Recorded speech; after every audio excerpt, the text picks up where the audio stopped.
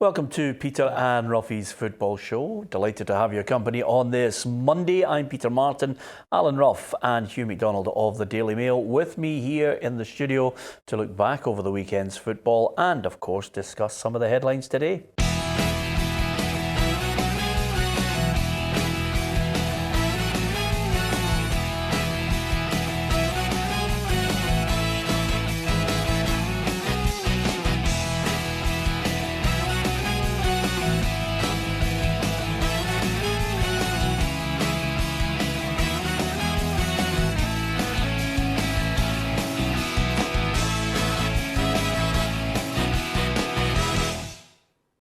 Yeah, lots to get our teeth into. Of course, we'll look back over all 6 games in the Premiership. Let's first of all cast our eyes towards some of the headlines kicking in. One of them, again, a disturbing one, and Budge has taken immediate action to ban 2 fans, Ruffy.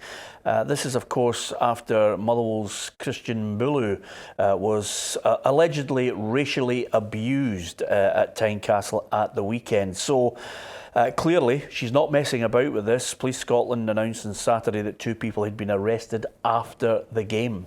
Not for the first time. Hearts have moved very, very quickly to keep the name of the club in good vein.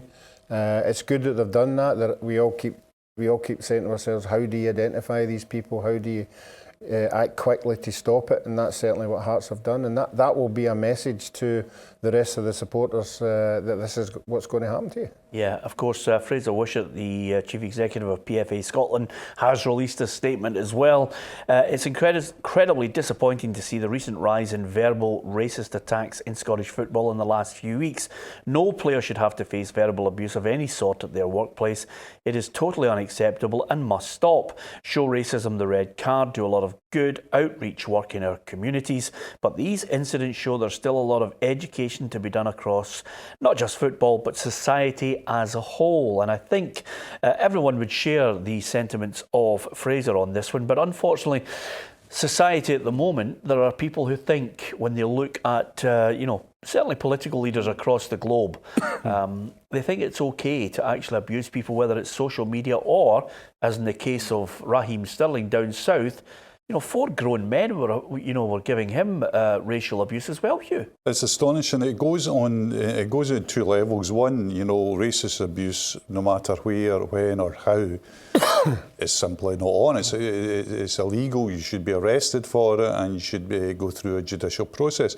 But also this, underlying aspect where people think they can say anything at football matches and it's all right, and they can say that players themselves should be, open to any kind of abuse, whether it be homophobic, racist, religious, or whatever. It's just not on. It's just got to stop.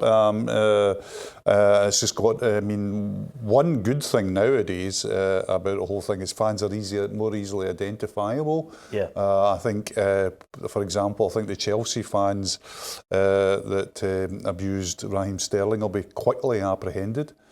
Because of the CCTV and other things. So, but absolutely unacceptable.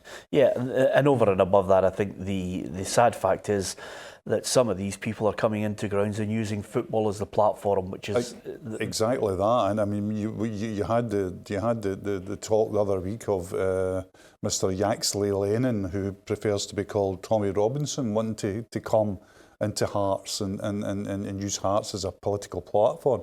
Very dangerous. It's a very volatile. I mean, we sit here and we talk about football and we love it, but the wide world at the moment is a very volatile place with the rise of severe right-wing factions. I would go as far as to say fascist factions. Yeah. And one way that they want to get in is to get into the game we love, and we should all, no matter what our political views we should all be very resistant to that. I think that's why the punishment has to fit the crime. It has to be a deterrent to the people round about. This is what happens to you: lifetime ban or whatever, fine, jail, whatever. Yeah. That's the only way to stop it. Absolutely. On the abuse, I mean, people think to themselves, well, you can abuse the players at the games as well. I mean, sometimes I think, never mind racist abuse, I think abuse sometimes goes way too far. I agree with you. I mean, there's a Falkirk supporter who's been issued with a warning from the police after being charged with a breach of the peace. This was for verbally abusing Denon Lewis. Oh, yeah. I think they go over the top and think they've carte blanche to do what they want. They do, Peter. There's no doubt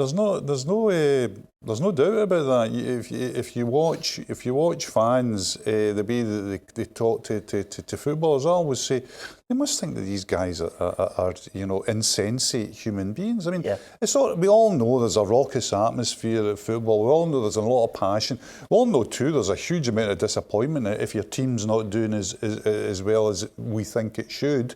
And there's certainly a place for expressing that, but not in the way it's done. Actually, when I say there's a way of expressing it, when I was a football supporter in that, when I paid to, well, I still do pay to get in games, but when I was a supporter, I always thought, what was the point of booing one of your own players?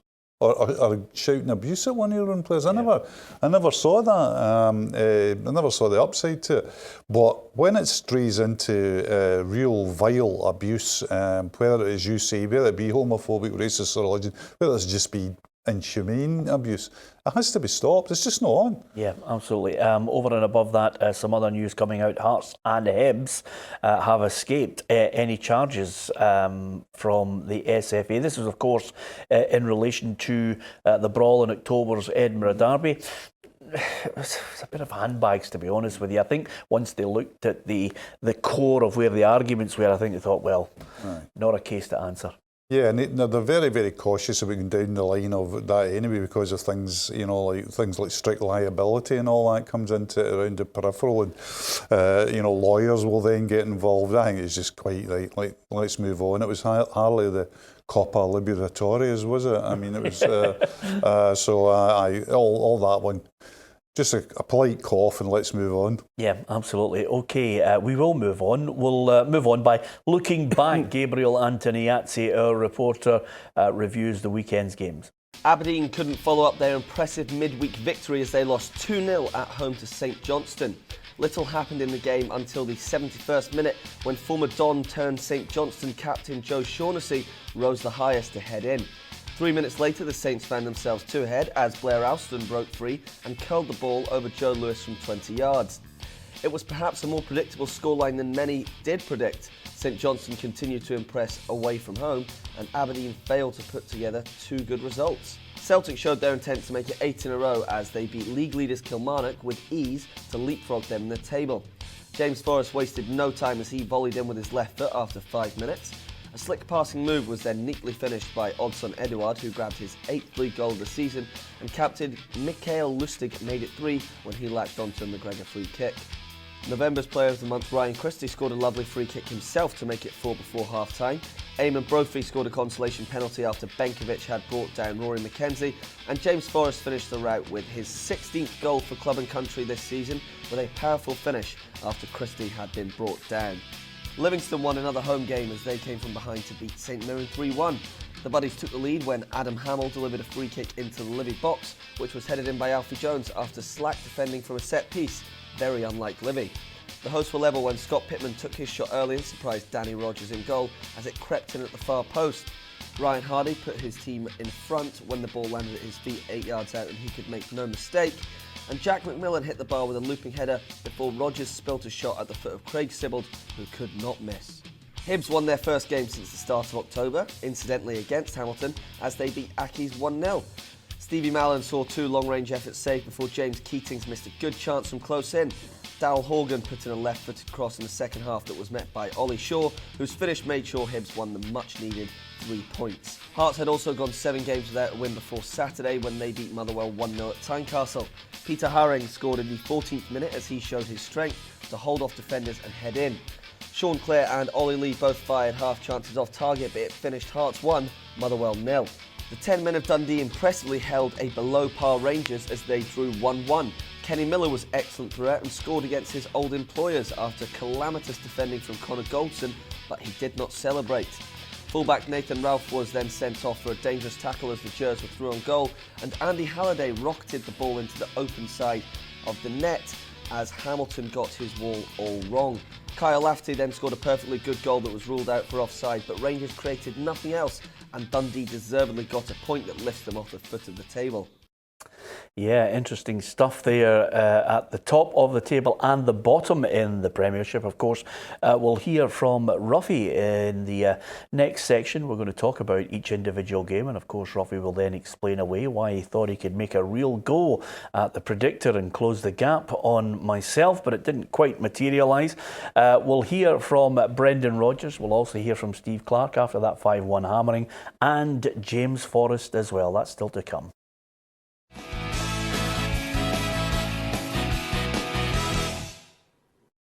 Welcome back to Peter and Ruffy's Football Show. Ruffy, the Predictor didn't quite go according to plan to you at the weekend. No. I think I forged further ahead. Yes, I identified a couple of your predictions last week could have been your downfall, but you got the Dundee Rangers one. I had Rangers to win 2-1, so I was obviously a wee bit gutted, but you got the shout on that one. Yep. And it looks as if you have went further ahead. But as I said to you last week, Barry's my target. You know, I'll just bite one at a time.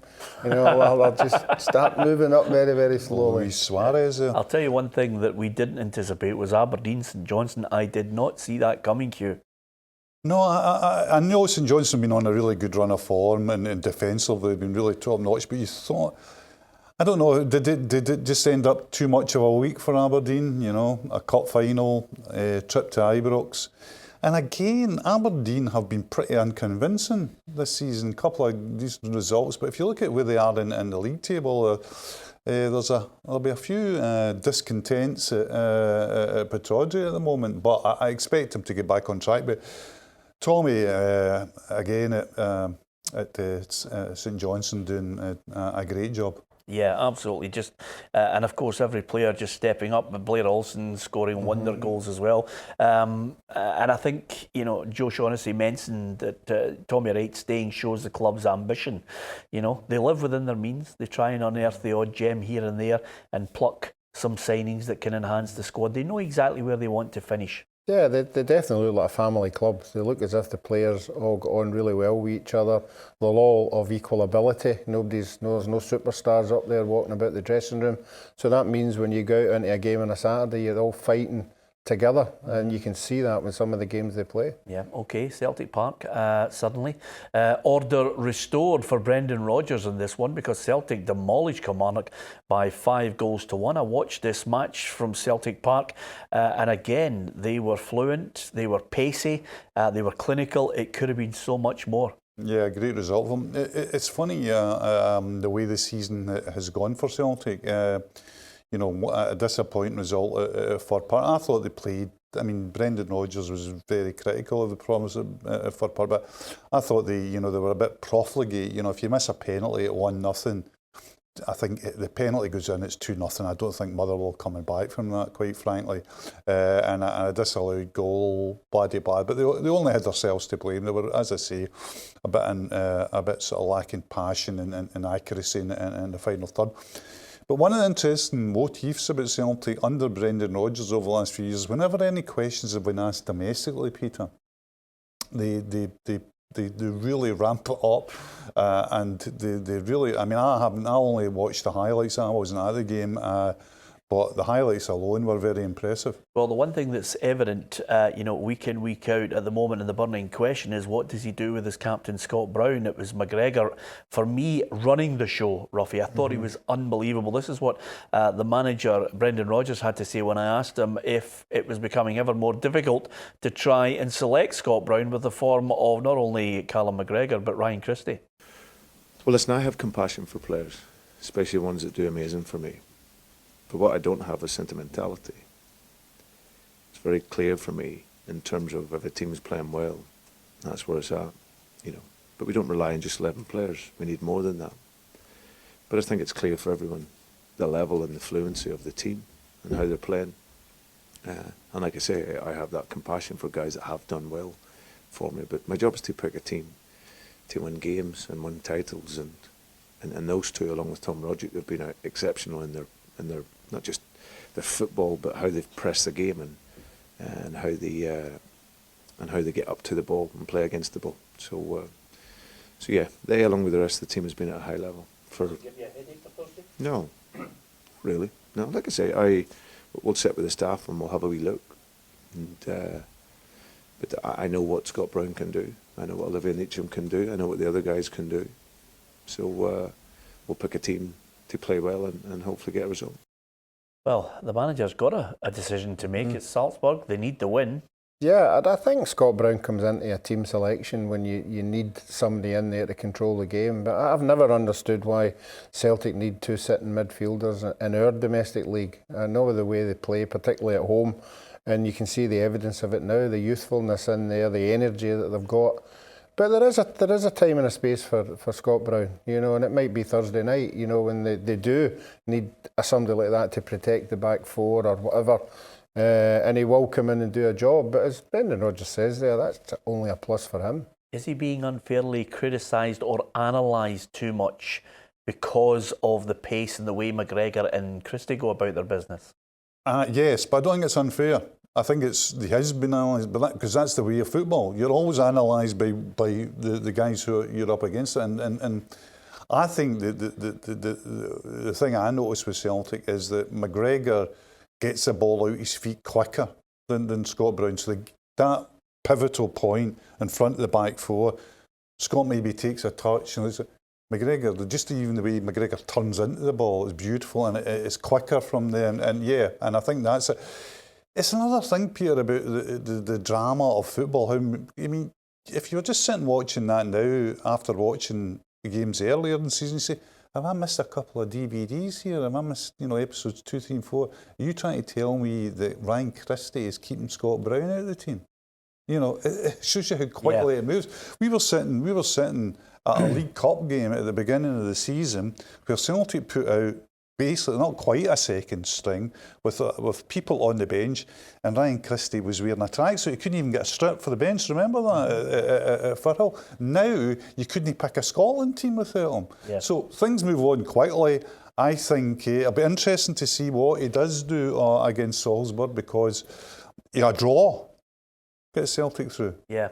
As far as Kilmarnock are concerned, they were top of the table. People were talking about Kilmarnock for the title. I'm not quite sure if they were a grasp on reality, but Steve Clarke quickly reminded everyone he wasn't talking about titles, and he wouldn't be defined as a team on the results against Rangers or Celtic. These games against Celtic away, Rangers away, they don't define our season. It's against teams of similar stature to Kilmarnock. That will decide whether we are competitive in the top half or not.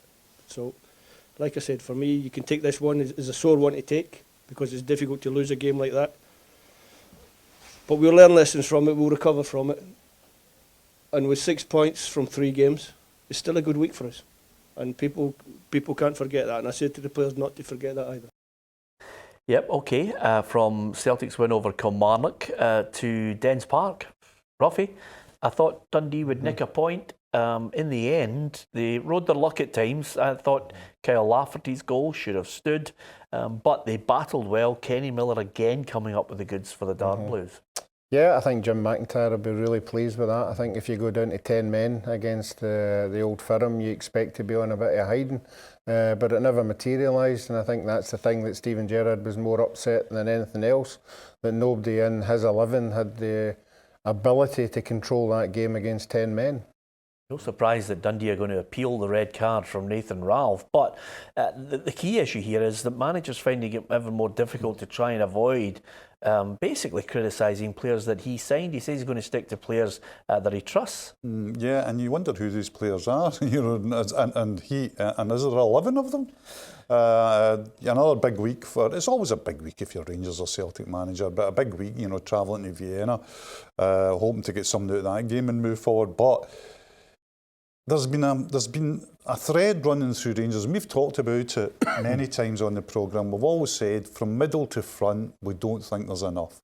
Certainly number 10, they don't have a number 10. The reliance on Morelos is really heavy. But there's also a little problem sticking up now. Connor Goldson started so well, but I think there's question marks over him. There's certainly question marks over the central defence. The manager obviously thinks there's question marks over the central defence because he keeps changing it all the time. So, Yeah, interesting times at Ibrox. Yeah, just briefly, crucial for Hibs to get back on track. It wasn't overly convincing, Ruffy, but a 1-0 win's good going. Yeah, I mean, that's all I'd be looking for in the dressing room. You know, he saw his team going through a really, really sticky patch. Just one brief comment from me. The Scotland Women's World Cup draw, England, Scotland, Argentina and Japan. Yep. It's a tough one for Shelley Kerr's group. Absolutely, really tough. But Peter, I mean, I don't say this in a patronising way, the whole thing was to get there, and they've got there, and they'll look forward to that challenge, you know, and it's fantastic to have a summer with a Scotland team in the big tournament. Yeah, absolutely, Ruffy. Still looking to me to see if I can come up with the goods to get us all out to France, you know, for some work there, or as Ruffy said, we could go there for a holiday and maybe take in the games as well. Anyway, you can give us your thoughts on the weekend's football. We'll look ahead to Aberdeen against Livingston tomorrow night. We'll also be talking about Champions League matches Tuesday and Wednesday night as well. From Hugh, Ruffy and myself, thanks for watching.